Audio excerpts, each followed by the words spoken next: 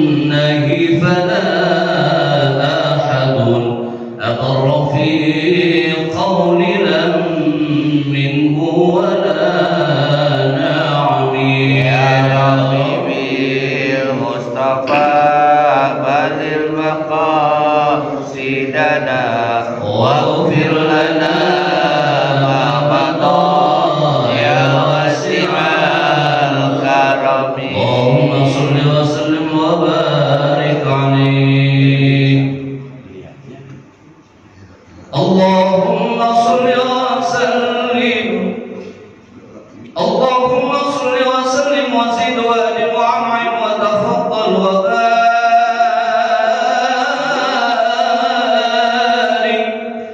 بجلالك وكمالك على سيد عبادك وأشرف عبادك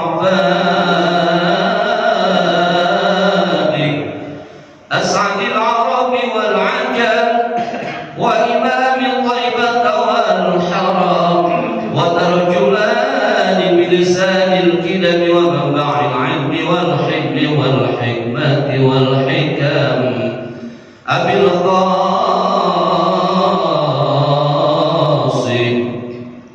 سيدنا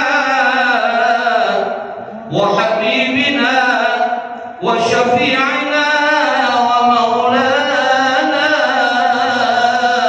محمد صلى الله عليه وآله وسلم زده شرفا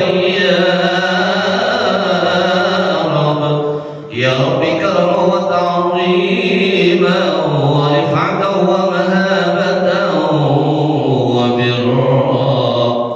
ورضي الله تبارك وتعالى عن ذوي الفخر العلي والقدر الجليل ساداتنا وأئمتنا وموالينا أبي بكر وعمر وعثمان وعلي وعن بقية الصحابة وقرابة رسول الله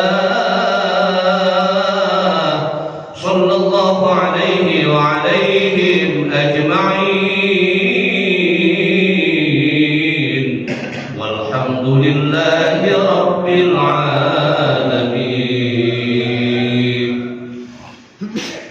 السلام عليكم ورحمة الله وبركاته. Alhamdulillah wassalatu wassalamu ala Rasulillah Sayyidina Muhammad bin Abdullah wa ala alihi wa ashabihi man ittala. Amma ba'du fa inna asdaqal hadithi kitabullah wa khairul hadi hadi huda Rasulillah sallallahu alaihi wasallam wa syarrul umuri muhdatsatuha wa kullu muhdatsatin bid'ah wa kullu bid'atin dhalalah wa kullu dhalalatin finnar. Bisanatil muttasil imam rahimahullah ta'ala wa adama an-naf'a bihi wa bi 'ulumihi fid dharain amin. Segenap hadirin hadirat Bapak Ibu Saudara sekalian yang dimuliakan Allah Subhanahu wa taala, bersama kita buka ta'lim kita, kajian kita pada pagi hari ini dengan membacakan Al-Qur'an suratul Fatihah. Sekaligus kita hadiahkan orang tua kita, kakek nenek kita, orang-orang terdekat kita, ahli kerabat kita yang telah berpulang rahmatullah, berkhusus yang telah mewakafkan tanah masjid ini, berkhusus pula orang yang istiqamah di masjid ini, berkhusus pula orang-orang yang istiqamah lalu kemudian yang berderma di masjid ini. Mudah-mudahan mereka semua mendapatkan tempat yang sebaik-baiknya di sisi Allah Subhanahu wa taala dengan segenap ampunan dan diterimanya segala amal ibadah oleh Allah Subhanahu wa taala. Yang sakit mudah-mudahan Allah angkat penyakitnya. Yang punya hajat mudah-mudahan Allah kabulkan hajatnya. Yang punya permasalahan mudah-mudahan Allah memberikan solusi jalan keluar dari setiap permasalahannya. Keluarga kita semakin dijadikan keluarga yang sakinah mawaddah warahmah. Anak cucu menantu kita dijadikan anak cucu menantu yang soleh dan solehah. Sekaligus untuk para guru kita semua. Al-Fatihah. Bi Allah yusul thawbah ila arwahi masyayikhina fil wa ila arwahi walidina wa walidikum wa ummatil muslimin wal muslimat wal mu'minin wal mu'minat. Wa anna Allah yaftahu 'alaina abwaabal khairat wa futuhal 'arifin wa yarzuqna as-sihhata was salamata wal 'afiyata wal barakata ila hadratil nabi Mustafa Rasulullah sallallahu alaihi wasallam, khususan dari ruh Syekh Kiai Muhammad Syafi'i Azami.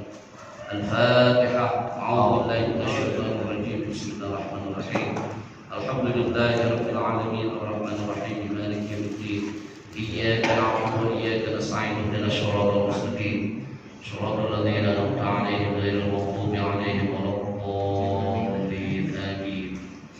Bapak Ibu, saudara sekalian yang kami hormati, sebelumnya mohon maaf bahwa sedianya hari ini yang mengisi kajian subuh adalah kawan saya Kiai Haji Nasrullah MA. Beliau memang tinggalnya di Haji Nawi di dekat Cipete. Cuma karena beliau punya pondok pesantren di Sawangan dekat malah dari sini. Nah, dengarnya kemarin itu dia bilang mudah-mudahan saya bisa hadir karena dia baru sembuh kebetulan. Memang penyakitnya masih muda, dia lebih muda beliau daripada saya. Penyakitnya itu gula sama kemarin kena tipes. Jadi mohon dimaklum dan mohon maaf. Ya. Makanya saya siap untuk mencoba saya bawa kitab itu. Kali-kali dia nggak hadir, saya menggantikan. Ya, mudah-mudahan pagi ini ada ilmu-ilmu yang bisa kita raih dari penjelasan yang ada di dalam kitab Irsyadul Ibad ila Sabilur Rasyad. Bismillahirrahmanirrahim. Faslun fi syuruti sihhatil jum'ah. Ini pasal yang menerangkan tentang syarat-syarat sahnya Jumat.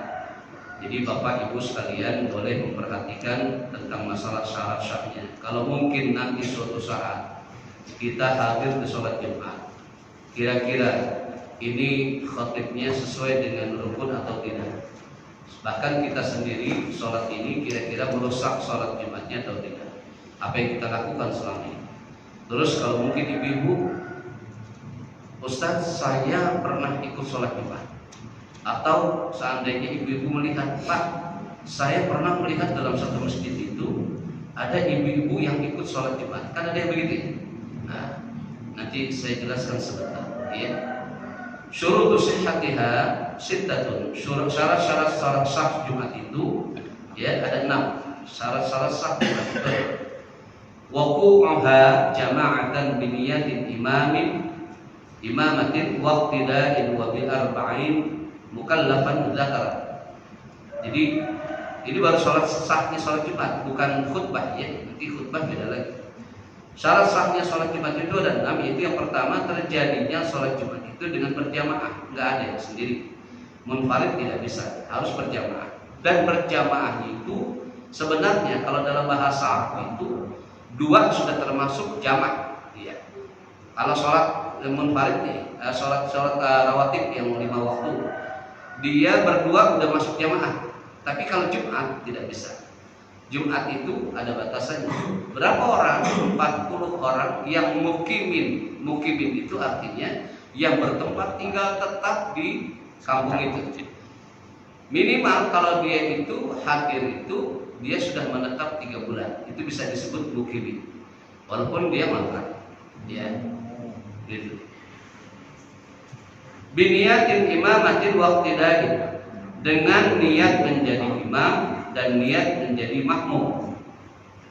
Bi arba'ina mukallafan dzakaran, dan dengan 40 orang mukallaf laki-laki. Mukallaf laki-laki artinya orang yang sudah mencapai mukallaf, yang sudah mencapai dewasa. Ya, udah balik namanya. Nah, 40 orang itu. Kalau kurang dari 40 orang maka tidak sah sholat Jumat. Ada satu permasalahan juga kalau bicara tentang mukallaf, dia sudah dewasa atau belum? Kalau sekiranya kita mengadakan sholat Jumat di sekolah, nah kalau di sekolah SD itu kita ngadain sholat Jumat di sana, yang hadir kebanyakan anak-anak SD, sementara guru-gurunya nggak sampai berjumlah 40 orang, maka tidak sah sholat Jumat yang ada di sekolah itu. Ustaz, bagaimana kalau untuk tarbiyah, untuk pendidikan? Sholat Jumat tidak bisa untuk tarbiyah, untuk pendidikan. Kalau kurban bisa. Ya, kurban untuk pendidikan. Misalnya bapak ini, ayo kita patungan gitu. Dalam sekampung ini terserahlah mau nabung berapa gitu misalnya. Sebulan mau 30.000, mau 50.000, ya. Ternyata dalam setahun itu satu kampung ini bisa mendapatkan 3 sapi misalnya. Itu masih bisa. disebutnya tarbiyatul udhiyah. Jadi pendidikan dalam berkurban. Tapi kalau sholat Jumat nggak bisa. Nah Ustaz, kalau SMP bagaimana? Nah, SMP itu bervariasi. Ada yang sudah balik, ada yang juga belum. Ya.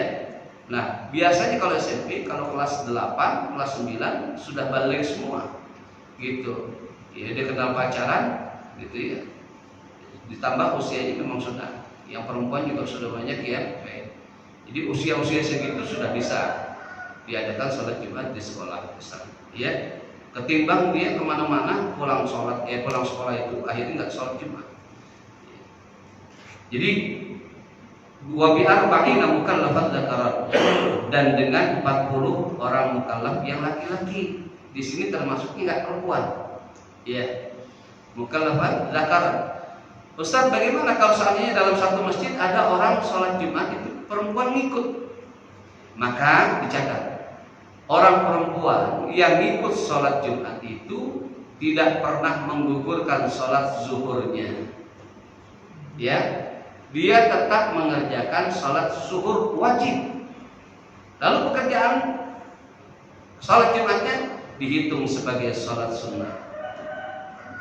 Dan resikonya kalau orang perempuan ikut sholat Jumat itu, dia masuk ke ruangan dia tuh, dia harus lebih awal daripada orang laki-laki. Ya, atau lebih terakhir daripada orang laki-laki. Pulangnya begitu juga. Kalau orang laki-laki itu sepi, nah baru dia pulang. Atau orang laki-laki belum pulang, Assalamualaikum warahmatullahi wabarakatuh, Assalamualaikum warahmatullahi wabarakatuh, kan dikir pertama tuh. Nah, orang perempuan pulang semua, itu boleh. Jangan kalau habis sholat Jumat pulangnya barengan. Ya, ada yang ngobrol lagi, jadi kesempatan, ya repot betul. Ya, jadi nggak bisa. Sama sebenarnya dengan sholat sunnah rawatib, ya sholat rawatib. Hurran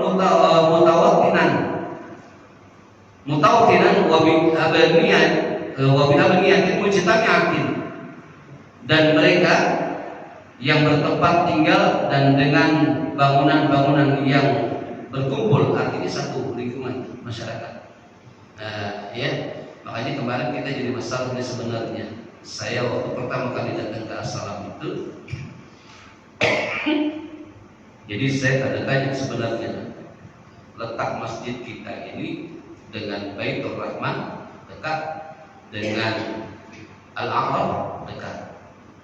Nah, kalau kita dengan Al-Aqrab itu masih ada jeda sedikit wilayah, artinya jamaah kita masih bisa dibenarkan. Tapi kita dengan mana Baitur Rahman itu sebenarnya harusnya musyawarah dulu. Ya, secara kebetulan Assalam duluan yang lebih jadi. Ya, harusnya Baitur Rahman tidak boleh dibuat untuk sholat Jumat. Saking dekatnya. Akhirnya kan jamaah terbagi. Ya, untungnya kita kadang dari seberang datang ke sini. Masih masuk kan Ustaz? Masih masuk. Kalau seberang itu masih masuk. Ya, makanya kalau dulu di wilayah Radio Dalam pernah itu. Jadi ada orang kaya, dia memang sering banget bikin masjid. Kenapa? Karena dia bilang begini, saya pengen Ustaz, kalau di mana saya jalan, lalu kemudian saya mampir, waktunya sholat Jumat, saya bisa sholat Jumat di mana masjid yang saya bangun. Namanya Pak Bowo dulu. Wah, kaya tuh. Nah, dia bangun di sekitar Margaguna ini. Nah, begitu di Margaguna, baru bangun udah jadi sekitar 3 bulanan, dia datang ke situ, minta untuk dibuatkan sholat Jumat di sini. Pengurusnya dia sowan, dia tanya kepada kiai-kiai yang terdekat. Kiai-kiai itu tidak mengizinkan. Kenapa? Terlalu dekat. Dari Margaguna ke sana Nurul Huda di dalam Haji Lawi. Di Radio Dalamnya situ ada An-Nur. Di sebelah kirinya ada Masjid Raya Pondok Indah. Terlalu dekat. Akhirnya tidak diizinkan. Kenapa? Tanggung jawab ulamanya itu berat. Kalau sekiranya dia buat sholat Jumat itu, tapi yang hadir bukannya mukimin, yang hadir tamu-tamu yang seliweran bahasa kita, musafir-musafir.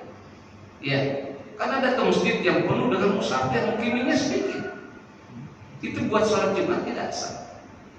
Ya, musafir misalnya Gojek, Grab, pada mampir tuh sholat di situ. Dia yang paling banyak, mukiminnya sedikit, enggak sah sholat Jumat. Ya.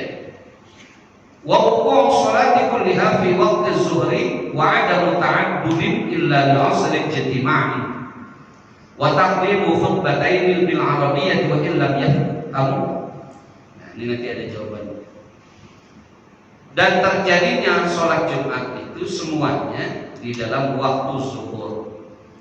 Cuma bedanya kalau zuhur itu dia begitu tepat waktu dia langsung sholat. Sebenarnya yang paling bagus kalau sholat zuhur itu ada jeda waktunya agak sedikit lama. Untuk apa? Untuk menggeser matahari.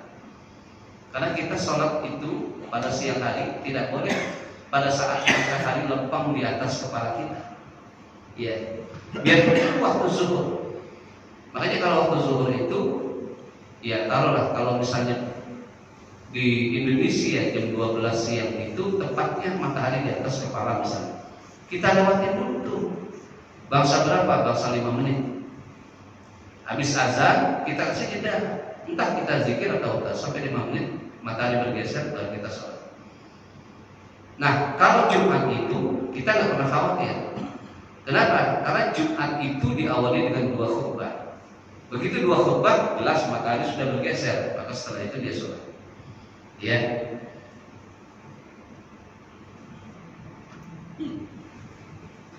Jadi di dalam waktu zuhur.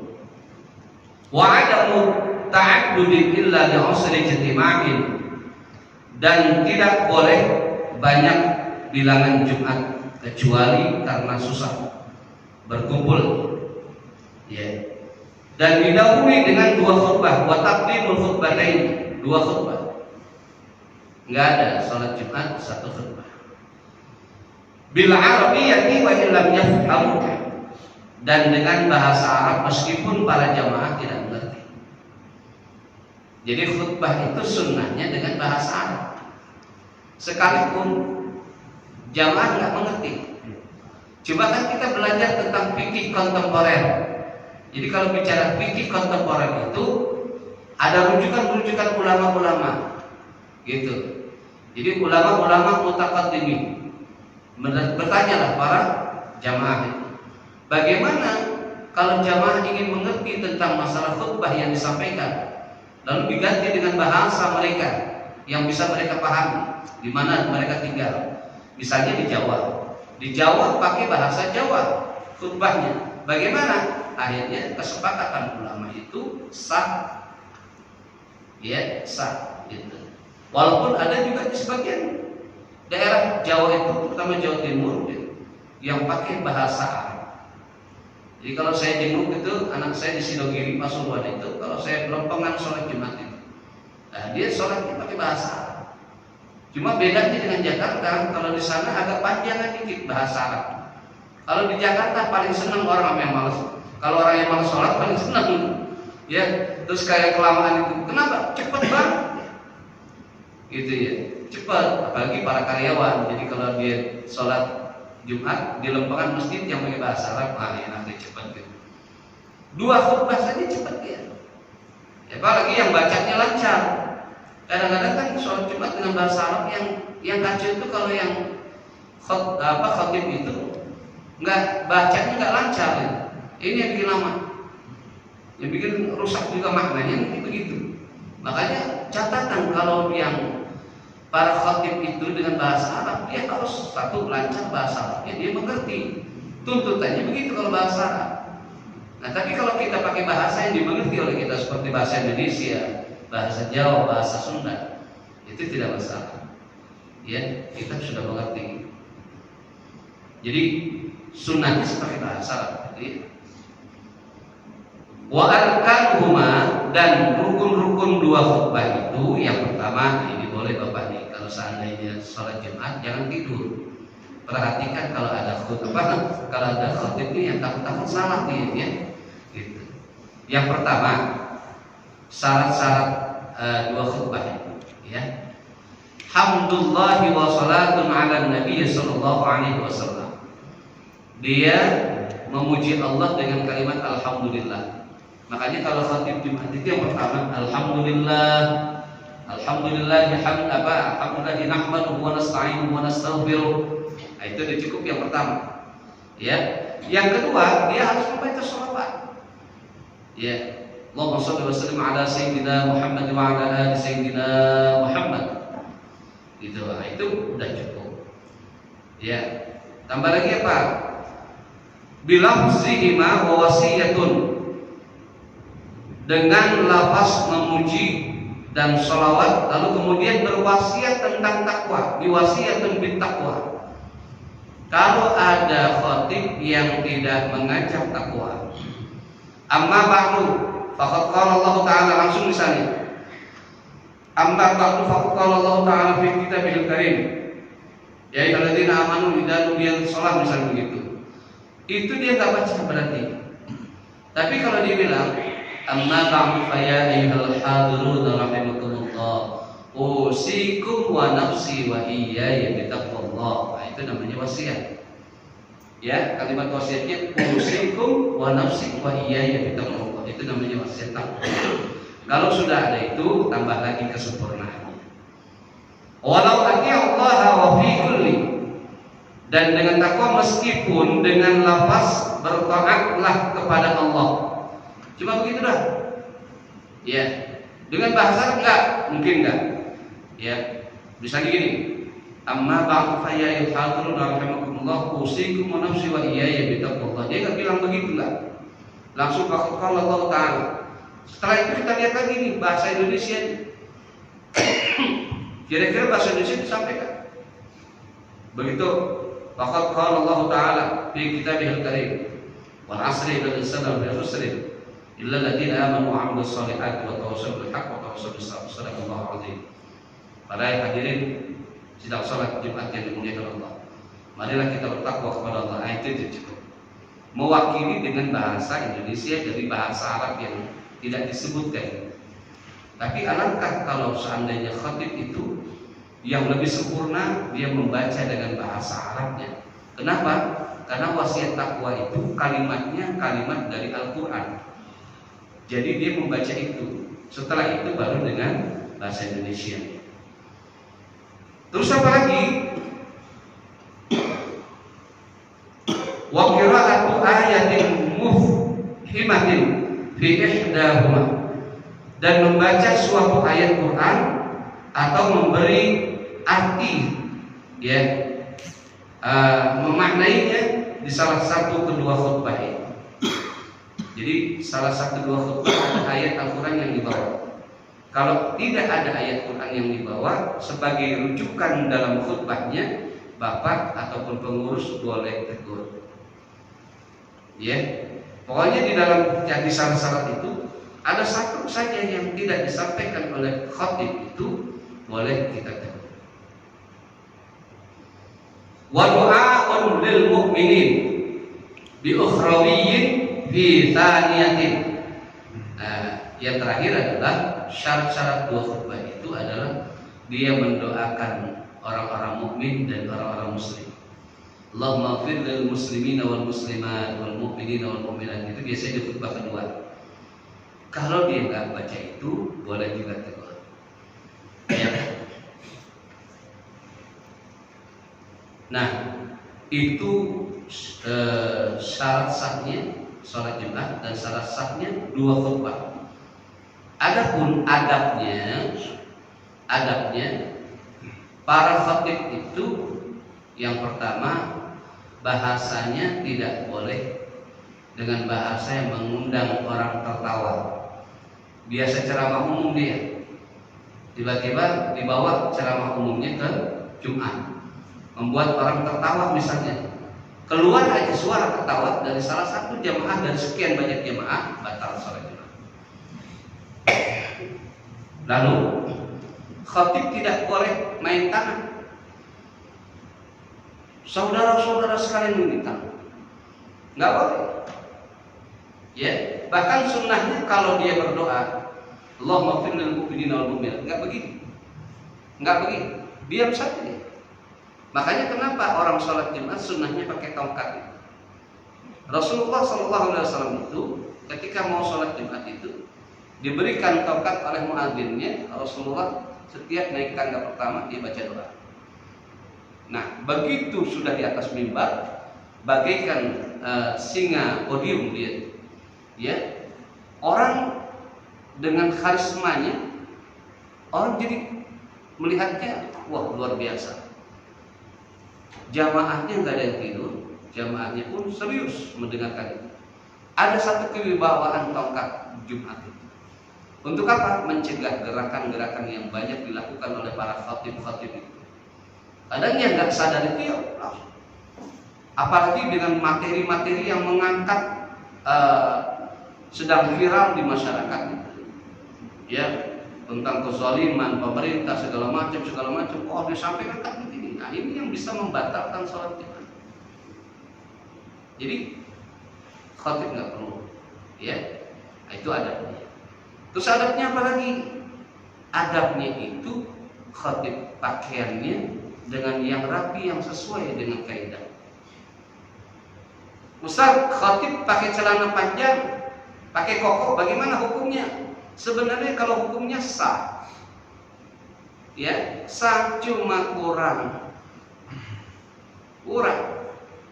Pagi-pagi kita makan nasi goreng daun mengkudu. Kalau nggak pakai kunyit kurang rasanya. Coba daun mengkudu nasi goreng itu pakai kunyit, enak betul rasanya. Iya. Sindiran gitu, Bang. Kosong ini. Kode. Jadi begitulah. Jadi jangan yang lebih mengkhawatirkan kita. Mudah-mudahan di Assalam nggak ada ya. Kalau ada, lapor ke saya coret. Jadi kalau khatib itu pakai celana panjang, pakai batik. Batik itu makruh buat khatib. Buat jamaah tidak makruh kalau di saf paling belakang. Kalau di saf depan itu makruh. Sama kita itu. Ya, kalau pakai kaos di belakang ada tulisan. Jangan diganggu, sudah punya istri. Misalnya gitu ya, di belakang ada tulisan. Gitu. Itu kan orang pasti baca. Allahu Akbar. Begitu salat Jumat, dilihat kaosnya ada tulisan, jangan diganggu, sudah punya istri. Pulang malu apa pulang rindu? Tambah begitu. Paling nggak kan ada hati kita yang bicara begitu. Nah kalau batik bagaimana? Batik itu gambar, ilustrasi yang bisa orang terjemahkan dalam masalah penterjemahan masing-masing. Ini batik bagus banget, ini batik keris, batik tulis, atau batik apa ini? Ini batiknya Terusmi atau batiknya Pondor apa? Batik Danar Hadi. Orang pasti begitu. Kok batiknya bagus banget ini? Coraknya halus. Lama-lama dia dibikin begitu. Dipikirin baju orang. Bukan dia lagi komunikasi kepada Allah. Dilihatin itu batik bagus banget kalau seandainya dipakai buat kondangan ini. Apalagi seandainya saya kapalan sama istri saya. Waduh, makin berkembang lagi pemikiran itu. Itu yang menjadi ilatnya. Itu yang menjadi sebabnya bahwa salat menjadi makruh. Ya, makanya saya mencoba untuk tidak pernah pakai batik kalau lagi salat berjamaah. Dan bagi laki-laki itu sholat itu yang paling bagus mencari baju yang terbaik, baju yang terbagus. Kecuali kita sholat istisqa, sholat minta hujan. Kalau sholat minta hujan, sholat istisqa itu musim kemarau yang panjang sampai kehausan, kekeringan, kelaparan karena tidak ada air. Boleh kita harus mencari baju yang terjelek. Iya, yang terjelek tapi tetap menutup aurat. Itu kalau sholat istisqa. Kita punya punya peliharaan hewan, kita bawa sepanjang hewannya hewan yang halal. Kalau kita punya peliharaan anjing, kita bawa ya kagak boleh. Ayam, kambing, kita bawa ke sholat istisqa. efeknya merah. Gitu. Ditaruhnya kan di lapangan. Sholat istiqamah di lapangan taruhnya. Ya, sholat istiqamahnya pun di lapangan. Bajunya baju yang terjelek. Tapi kalau Jumat itu baju yang terbaik, baju yang terbersih. Lebih-lebih kalau sunnahnya baju yang berwarna putih. Begitu. Ya. Ini sholat Jumat kayak jawar hitam muncul gitu. Cincin banyak banget lagi. Ya nggak masalah sunnah sih, nggak masalah ya. Jadi seperti itu ya. Sampai di sini dulu. Nanti barangkali kalau itu ada tambahan, panjangan takutnya.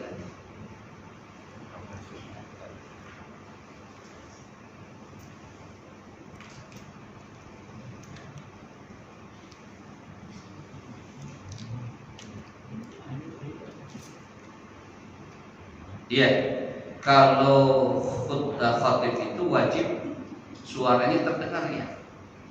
Kalau di sini wajibu isma'ul arba'in alladhi tan'aqidu bihimul jum'ati arkanuhuma. Dan wajib memperdengarkan dua khutbah kepada 40 orang itu yang sah. Nah, jadi suara kita harus terdengar. Jangan sampai suara kita tidak terdengar. Nah, terus kalau khutbah Jumat itu, kalau sholat Jumat berlangsung, ada satu kebiasaan mungkin yang kita rubah, Bapak Ibu sekalian. Contohnya begini, memang jadi dilema buat kita, Ustaz, kalau kita jalankan kotak amal itu, ya pada saat khutbah sedang berlangsung, itu kan tidak baik, ya bisa merusak sholat Jumat. Tapi kalau sebelum khutbah itu, ya disampaikan kotak sudah berjalan, masih banyak orang yang belum datang. Masalahnya kan lebih-lebih kalau kita tinggal di komplek. Pak, saya pernah sholat itu, saya jadwal khutbah itu sampai ke Tangerang, sampai dekat Cipondoh saya. Tapi kebetulan di komplek. Begitu saya datang ke sana, udah azan, itu yang ada cuma saya sama DKM. Saya bilang, Pak, ini orang pada kemana yang bisa gagal? Berarti ini saya. Tenang aja Ustaz, tenang aja. Entar juga pada datang, Ustaz naik aja dulu. Iya, begitu azan yang keduanya, ya pokoknya saya DKM sama muazin ini. Saya tengok, ya Allah orang ya. Saya sedih banget ini. Gimana urusannya? Entar bisa-bisa saya sholat zuhur ini. Begitu saya naik itu, baru dapat setengah khutbah itu. Baru pada geroyokan datang, wah Ustaz air penuh. Gitu. Begitu berlangsung itu, saya kan bingung nih. Saya lihat kotaknya dijalanin baru. Kan saya harus memperpanjang durasi khutbah saya. Padahal kan nggak bagus kepanjangan khutbah itu. Ya, akhirnya terpaksa itu. Begitu selesai, baru saya tutup. Ya, jadi kalau materinya cuma sedikit repot. Jadi kita harus menguasai materi kalau seandainya khutbah itu, untuk melihat kondisi keadaan. Kayak begitu. Nah, jadi Bapak Ibu sekalian, jangankan kotak amal yang berjalan. Ada orang merasa dirinya pengen bersih gitu ya. Pada saat sholat Jumat, khutbah sedang berlangsung, dia zikir aja zikir dengan tasbih. Subhanallah, subhanallah, subhanallah. Itu makruh bitahrim namanya. Ya, makruh bitahrim, makruh yang mendekatkan kepada keharaman. Hati-hati. Enggak selalu perbuatan baik itu nilainya baik. Dia pengennya zikir, subhanallah, subhanallah, subhanallah. Tapi khutbah sedang berlangsung, enggak boleh. Dia berhenti dulu. Ya. Subhanallah. Pokoknya zikirnya berhenti. Dia dengarkan dulu kedua khutbah. Setelah dua khutbah berlangsung, dia sholat. Setelah sholat baru dia berzikir. Silakan sepuasnya berzikir, selama-lamanya berzikir. Ya. Nah, terus imam pun harus mengerti khutbah Jumat jangan lama-lama. Saya selalu japri, mulai semenjak saya ditunjuk itu saya japri kepada para khatib. Jangan melebihi waktu 15 menit. Karena saya di mana-mana itu, di masjid besar, Pondok Indah, di Bintaro, terus kemudian di Pejaten Timur, saya selalu diingatkan. Bahkan di mimbar itu ditulis tuh yang nggak kelihatan jamaah di dekat khotib itu ditulis khutbah tidak boleh melebihi 15 menit. Sebenarnya bingung kita. Kalau nggak pandai-pandai itu nggak bisa kita untuk menyampaikan khutbah. Kenapa? Muqaddimahnya aja udah lama. Iya, alhamdulillah. Nahmaduhu wa nasta'inuhu wa nastaghfiruh sampai amma ba'du fa ya ayyuhal hadirun rahimakumullah sampai itu makan 5 menit kalau kita nggak cepat. Iya. Terus kupasan materinya singkat padat, orang ngerti. Gitu. 15 menit. Tambah lagi khutbah kedua antara 3 sampai 5 menit. Gitu. Baru sholat. Ya, kalau di masjid-masjid besar kan biasanya banyak juga karyawan itu. Jadi supaya mereka kecukupan waktu istirahat. Gitu. Kita tidak termenzalimi daripada karyawan-karyawan itu sendiri. Ya, jadi memang itu keadaan sekarang. Kita menyesuaikan. Kalau dengan bahasa Arab aja cepat, dengan bahasa Arab. Tapi saya nggak pengen dia salam itu dengan bahasa Arab. Kita sesuaikan bahwa apa yang disampaikan oleh khutib itu para jamaah itu mengerti, gitu ya.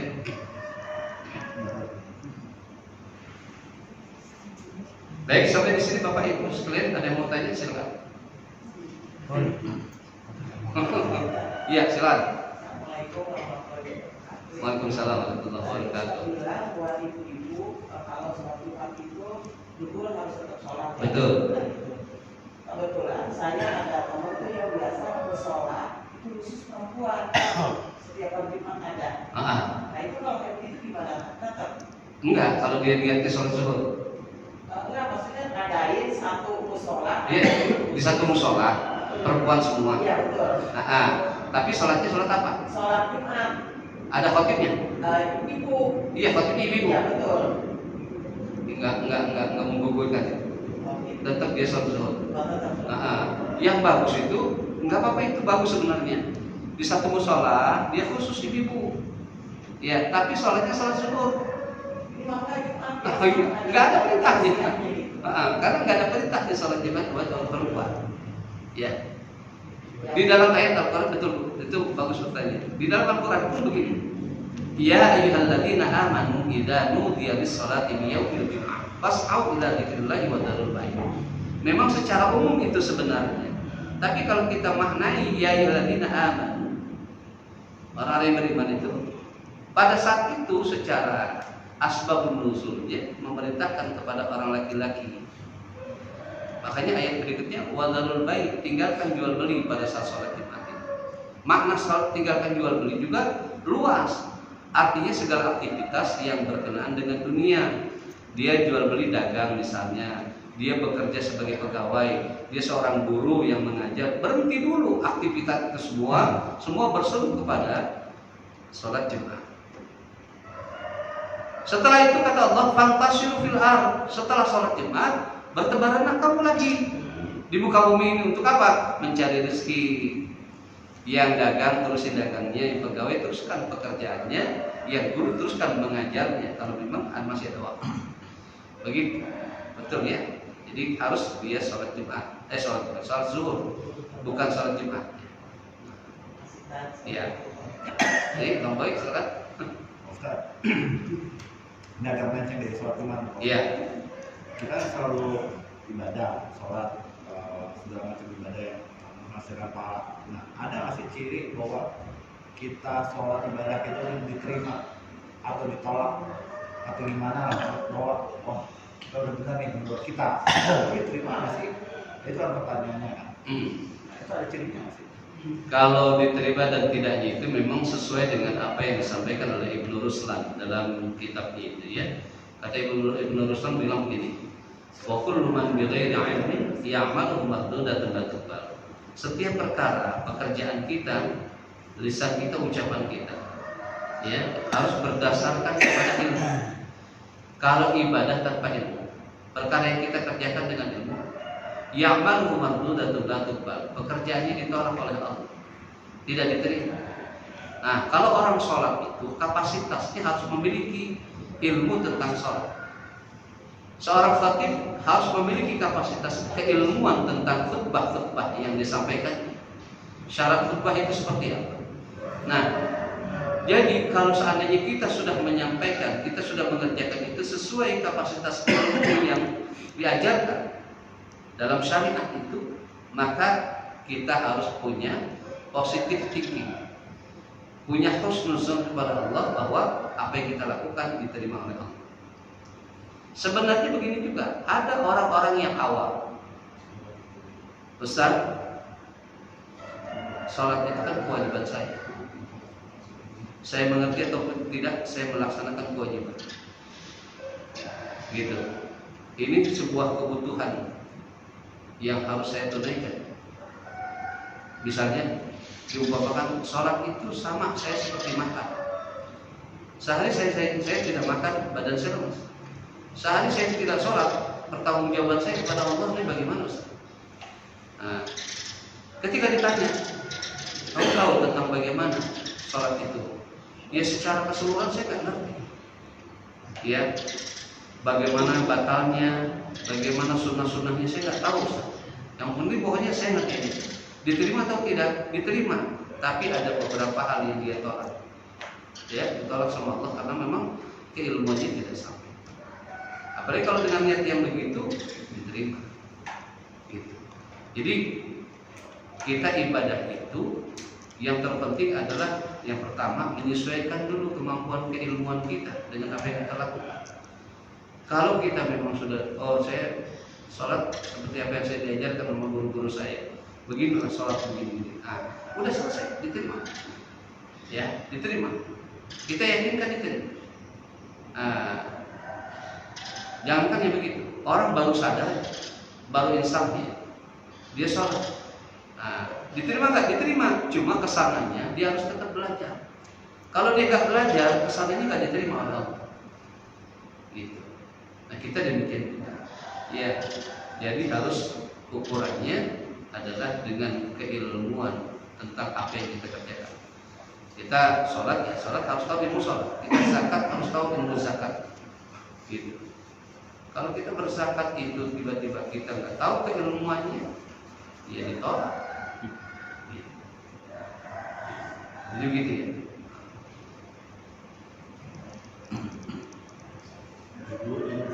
Ya, silakan. Assalamualaikum.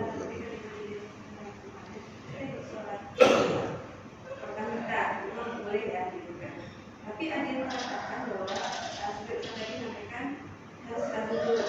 Tapi yang mengatakan itu tidak, itu dari apa ya, Ustaz? Kalau dalam referensi kitab-kitab, ya seperti kita banyak kitab fikih itu, ada Nihayatul Muhtaj, ada Fathul Qarib, ya, ada Fathul Bari, terus kemudian kitab-kitab fikih yang lain itu sampai kepada tentang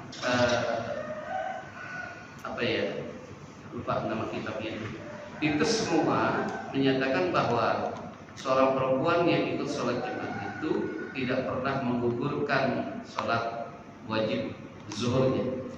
Gitu. Adapun kalau orang itu dia sholat Jumat, orang perempuan ya, lalu kemudian sudah menggugurkan sholat zuhurnya, mungkin dia menganggap bahwa kalimat ya ayyuhalladzina amanu idza nudiya lis-sholati min yaumil jumu'ah, perintah tentang sholat Jumat itu secara umum. Artinya perempuan juga ikut. Kalau perempuan ikut itu berarti sudah batal, maksudnya sudah gugur sholat zuhurnya. Mungkin seperti itu. Nah, kita juga nggak bisa salahkan, ya, biarkan saja. Memang ada perbedaan. Jadi yang disebut khilafiyah. Itu yang disebut khilaf. Mereka punya dalil memang, tapi dalilnya rujukannya mungkin para cara penterjemahan Al-Quran. Ya, kalau kita kan memang menerjemahkan Al-Quran itu melalui referensi beberapa ulama yang tertuang di dalam kitab kita. Bukan cuma hadis. Di hadis ada, terus kemudian pendapat-pendapat ulama ijma dan qiyas itu juga ada. Mereka ulama berijtihad. Bagaimana kalau perempuan ikut sholat Jumat? Mayoritasnya jumhur ulama mengatakan dia tidak menggugurkan kewajiban sholat subuh. Gitu. Tapi ada sebagian saudara kita yang ingin sholat Jumat, kemudian dibilang sudah gugur lah, Sholat di mana? Orang saya lihat ke sholat di mana? Yang ada pada waktu sholat zuhur.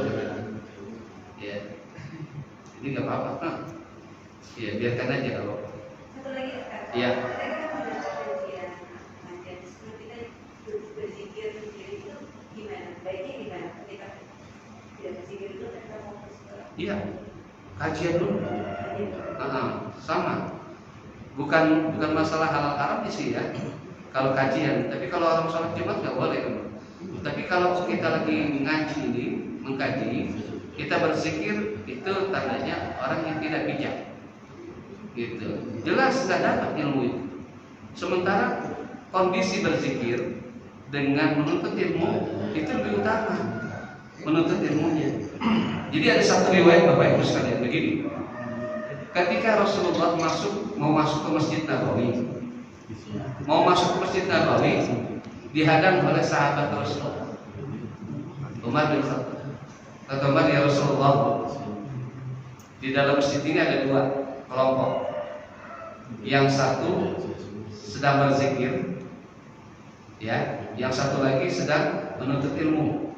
Jadi dua kelompok dalam Masjid Nabawi itu. Yang satu lagi berzikir, yang satu lagi sedang menuntut ilmu. Umar bertanya, kira-kira engkau beranjak kemana ya Rasul? Kau langkahkan kaki kemana?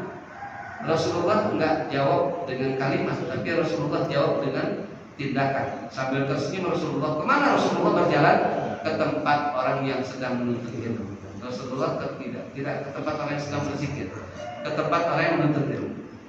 Ini hebatnya orang yang menuntut ilmu. Kajian itu menuntut ilmu. Makanya saya prihatin betul. Ya udah lama juga sudah langsung ya, udah lama. Semenjak ada Nurul Mustafa